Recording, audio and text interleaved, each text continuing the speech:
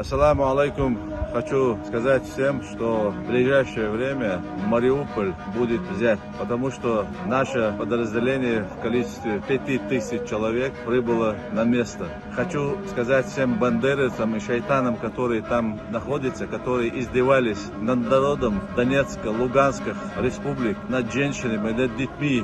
У вас есть единственный шанс или застрелиться, или сдаться. Жителям Мариуполя хочу сказать, что наши бойцы будут вас оберегать, чтобы с вами ничего не случилось.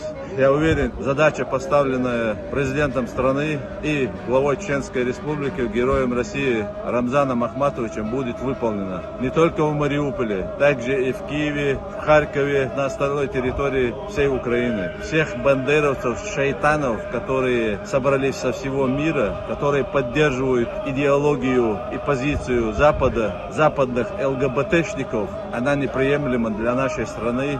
У вас единственный шанс сдаться, сложить оружие и пойти под трибунал. Задача, которая поставлена главой Чеченской Республики, будет выполнена.